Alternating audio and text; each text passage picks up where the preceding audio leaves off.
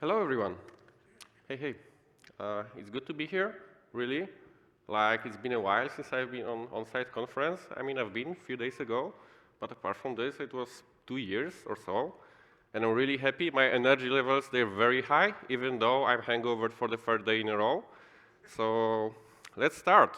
And I will talk about everything you need to know about web performance, and really, like, everything you need to know. So if you don't know this yet, that's probably your last chance. And just a small caution, there will be a bit of Comic Sans here and there. I have a lot of drawings, and it just fitted there.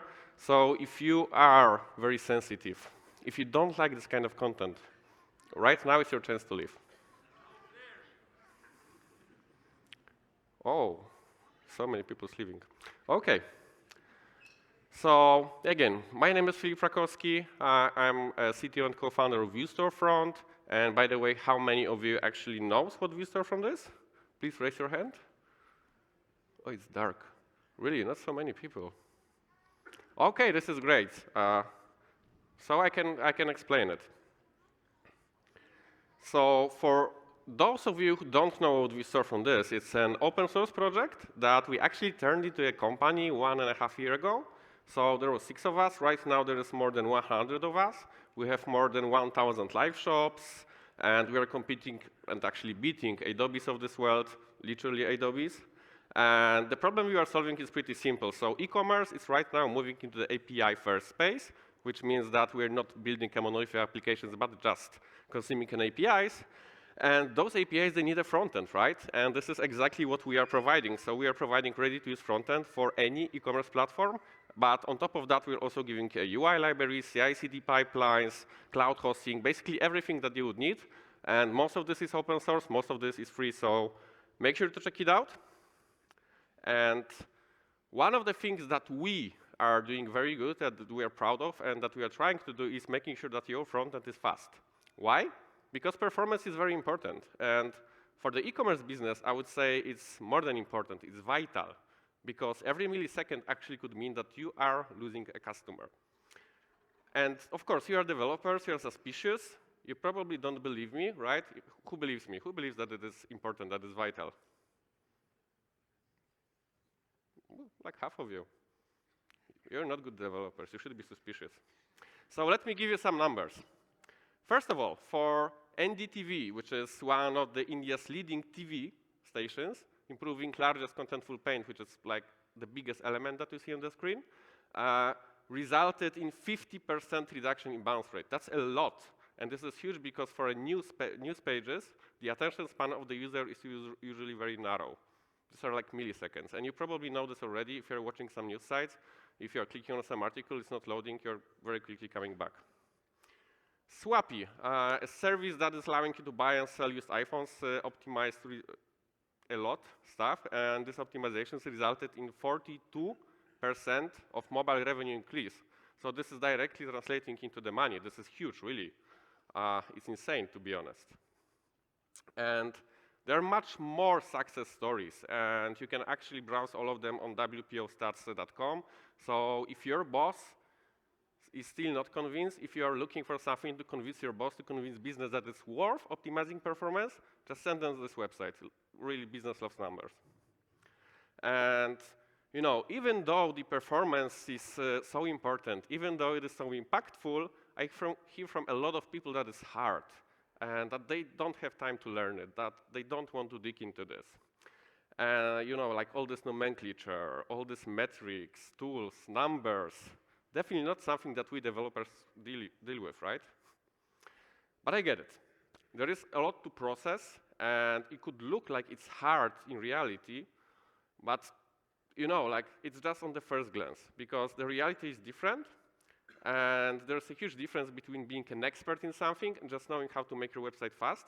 So I will focus on allowing you how to make your website fast, and this could look a little bit hard at the first glance, but I will prove you in 30 minutes, bear with me, that it's not true, that it's very easy actually.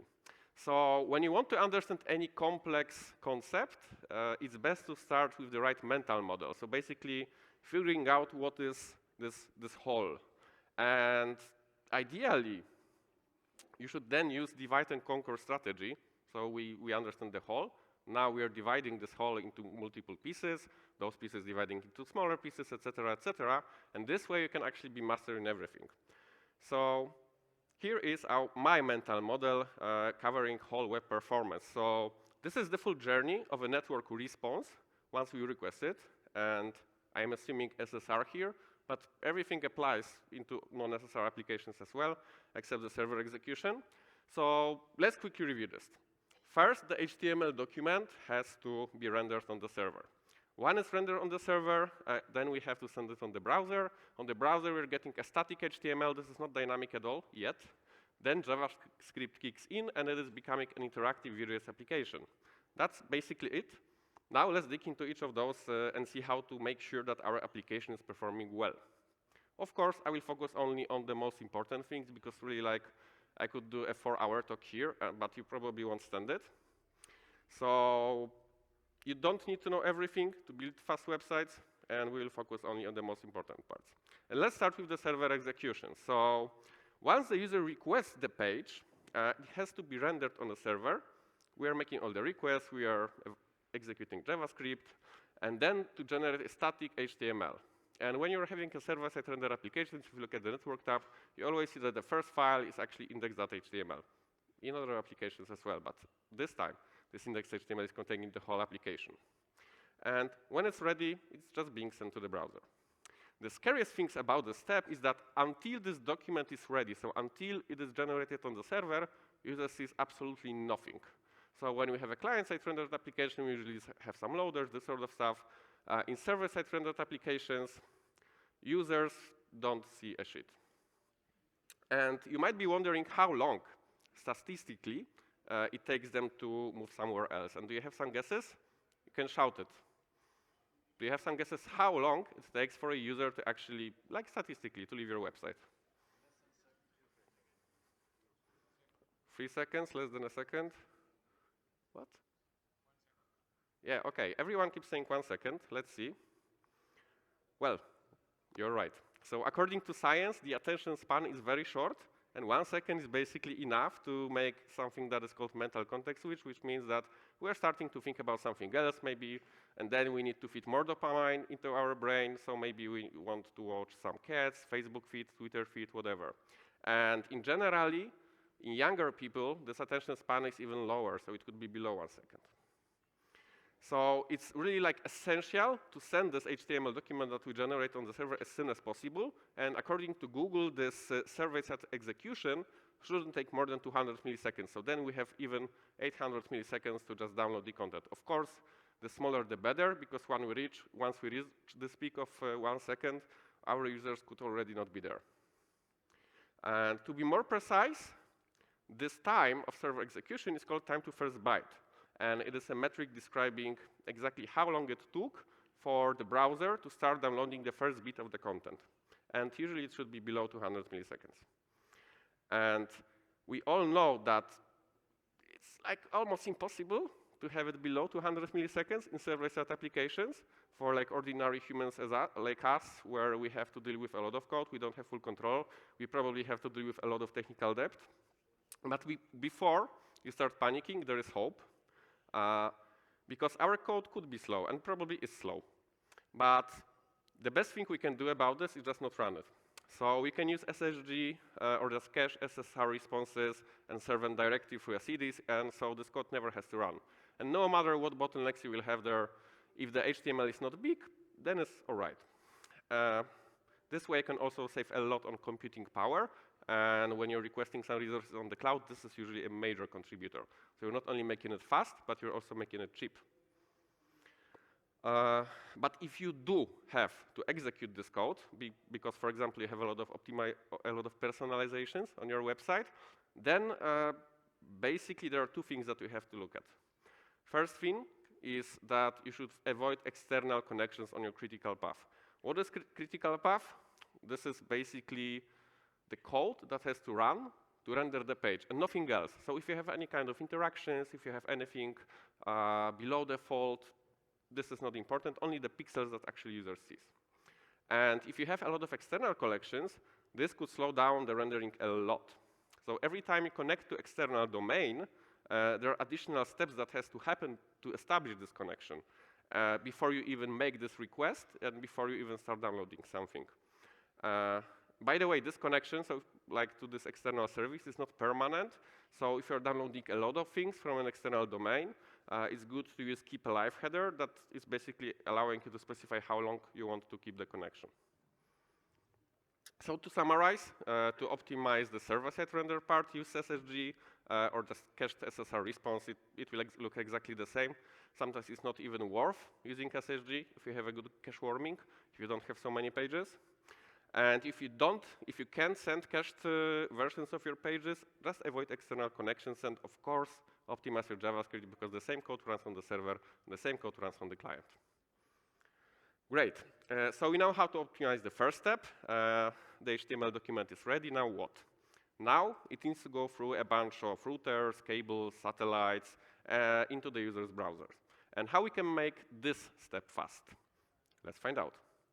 So first of all, if you want to see if actually the network transfer is a bottleneck in your application, you can very quickly check it in your browser DevTools. Just click on the network tab, highlight any specific request, and see how long it took to download it. It's labeled as content download. And contrary to many statements, size does matter.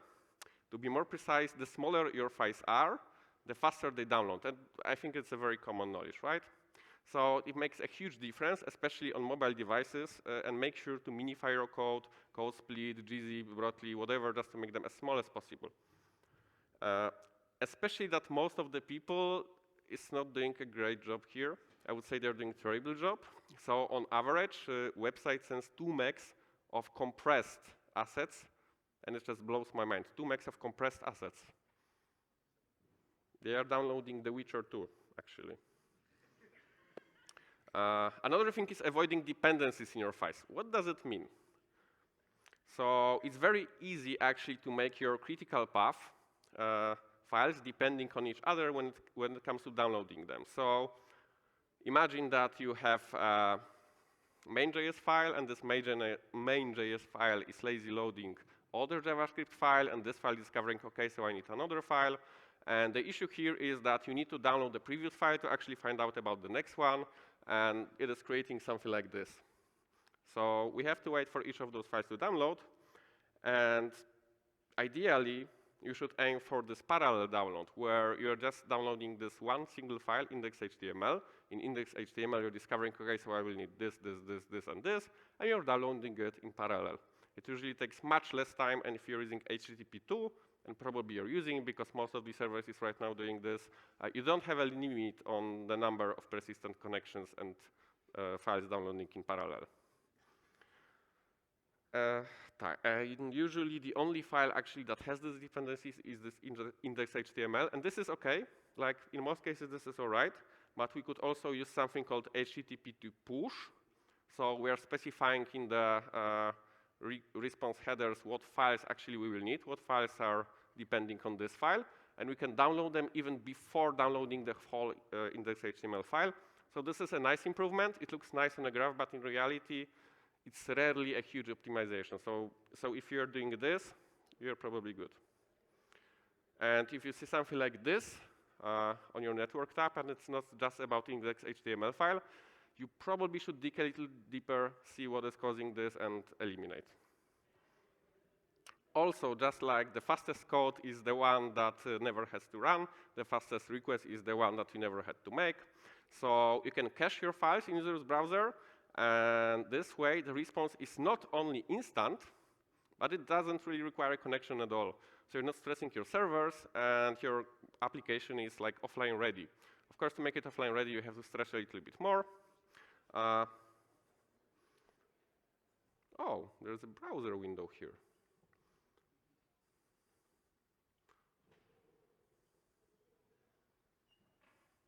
Okay, I can't do anything about this. So you can cache your files in users' browsers, and this way they're instant, your application is offline ready. But you may ask, okay, so should I cache everything, like all the responses, all the static files, all the images? Well, not exactly. you should cache only the files that are not changing very often. So ideally also the ones that have hash, so index.hash.html, main.hash.js, etc., etc. And there is a great concept called application shell model, which basically states that you should only cache static files like HTML, CSS, and JavaScript files, but you shouldn't cache your data, because the data is usually dynamic, it's usually often invalidated. And you can do this by caching those files to service worker. And if you don't know what service worker is, it's basically a proxy. So when your browser sends a request or receives a response, they are going through service worker. In the service worker, you can decide, okay, so maybe I want to take this response not from the network, but from the cache. And this way, on your page, actually, the code works exactly the same, but the service worker is deciding from where actually to fetch this data. And I know what you're thinking. This must be hard. And honestly, it is hard, but thanks to Google, it's not. They have a great library called Workbox. Who knows Workbox? Whoa, nice, nice, nice, congrats, congrats. More or less the same amount of people as who knows Vue Storefront. So they have this great library, and actually you can achieve everything that I mentioned there in like 1 minute or 10 seconds even, without knowing how it works, really. Just run the Workbox CLI in your project, and it will automatically scan your directories, generate the service worker, cache everything. If you don't believe me, because you shouldn't, just run it, check the application tab in your DevTools, and then you should see the cached files. So these are the files that will be served from the browser, maybe not from the browser, from user's PC, instead of network. So we are halfway there. Optimizing network is not that hard. Just ship small files and use the browser cache. Now let's move to the most interesting part, which is client-side execution. So something that we front-end developers have full control over, something that if we screw up, we are to blame. So let's see how to optimize this. Why everyone are coughing?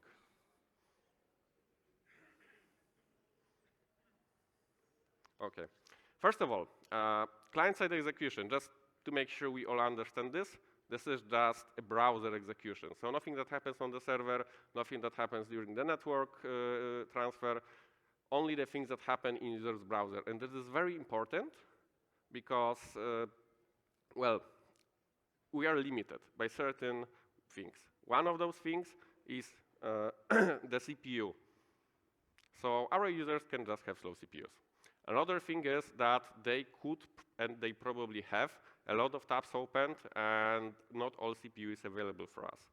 So we really need to assume the worst case scenario. We really need to apply throttling when we are benchmarking this part. And this part is not about JSONs.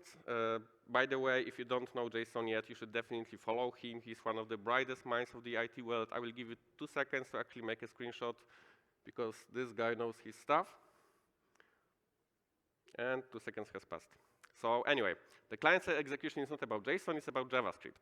To be more precise, about running only the JavaScript that you need, which is usually called in the web perf world optimizing your critical path. And we know critical path is basically the code that is needed to render the pixels on the screen and nothing else. So what is it about? Just about not downloading and not executing code at once, but instead separating the critical path code from the other code and executing it first and lazy loading the rest, either on demand or maybe not lazy loading at all. And you can do this through code splitting. You probably know what code splitting is. As the name suggests, it's just splitting your JavaScript bundle into multiple files. And you can download those files lazily at the exact moment when they are needed. For example, when you're entering specific route or when you're opening a modal. And in Vue.js, it's extremely simple. So to code split your routes, you basically using a syntax of dynamic import, which is exactly this. And this way you can make sure that whenever a user is entering any specific page, you're basically downloading only the chunk of JavaScript that is needed to render the specific page.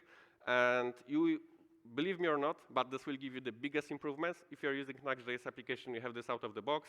If you're not using Nuxt.js application, this could sometimes in 10 seconds save you like 60% of your bundle size, which is very impressive. Imagine what you could do with this knowledge. Like if you're getting a task to optimize your website.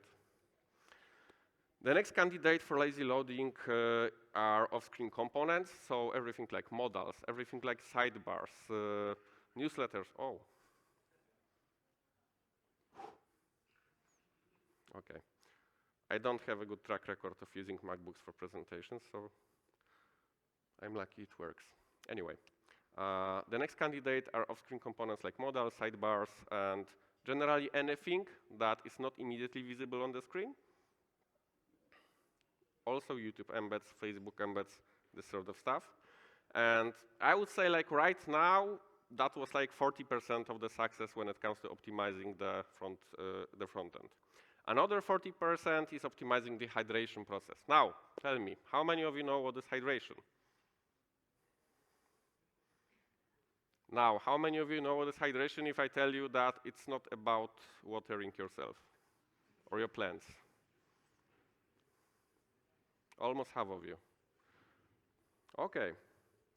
So hydration is basically a process of making your application or a static HTML that comes from the server. Remember, we talked about this, interactive. So in general, when it is arriving to the browser, when the user sees the HTML, it is not interactive enough. If they will click on some kind of a modal, or if they will click on something that requires this dynamic approach, nothing probably would happen. And if they would click on the link, they will go to another page and again download the full HTML file. We have to wait a little bit until this page is interactive. We have to wait a little bit until this page is actually an SPA.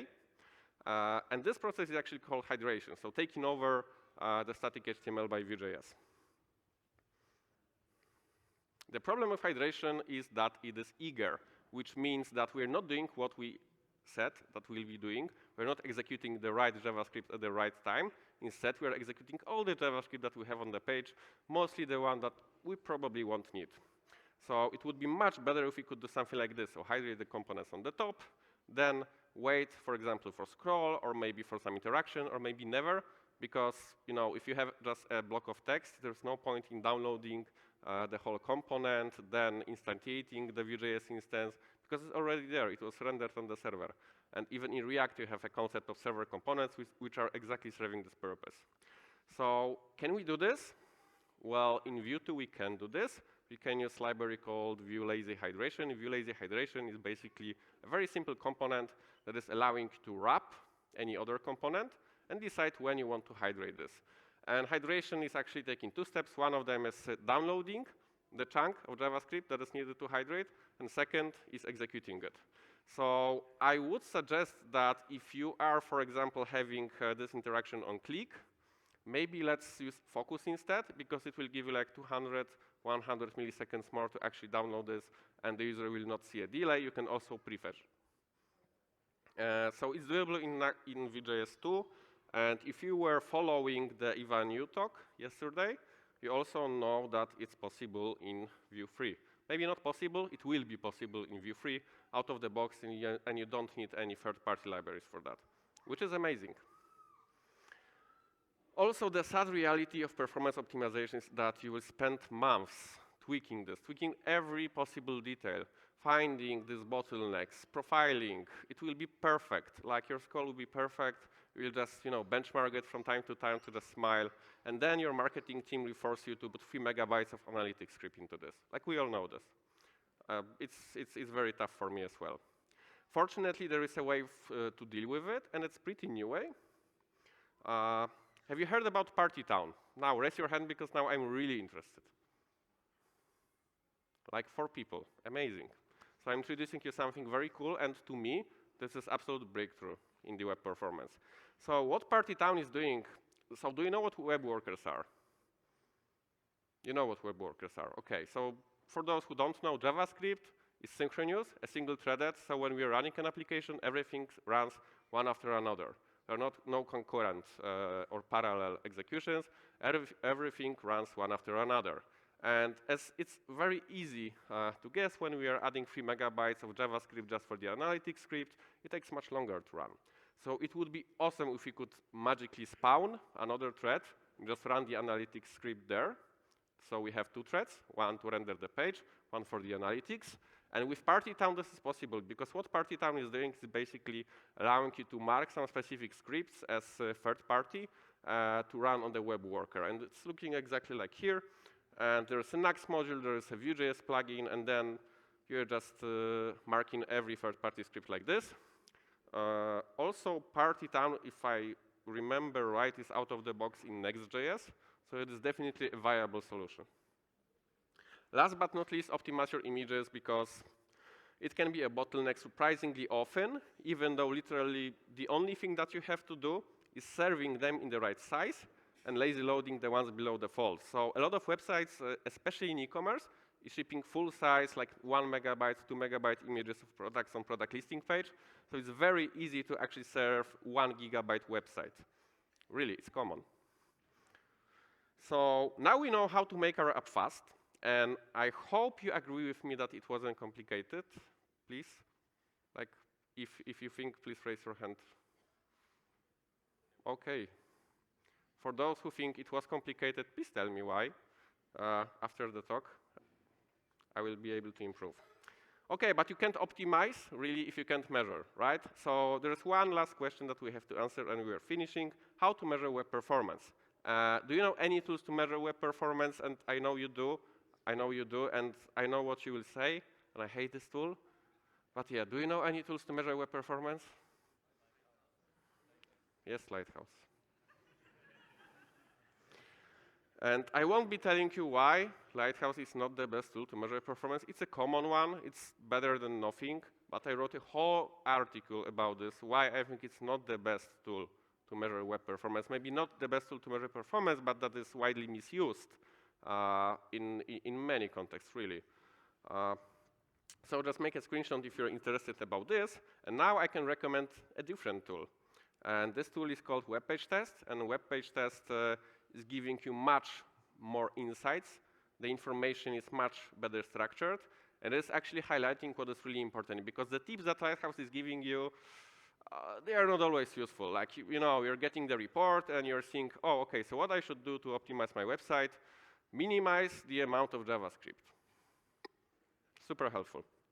So what Web Page Test is measuring is basically measuring the core web vitals for metrics that are very important that we'll talk about, 3 metrics, plus cumulative layout shift that we'll talk about, but they have a very, very good network tab. So we can basically see which scripts initiated downloading other scripts, which scripts actually contributed to that, how long it took, a lot of useful information for profiling. I would really encourage you to use Web Page Test, especially that it's free.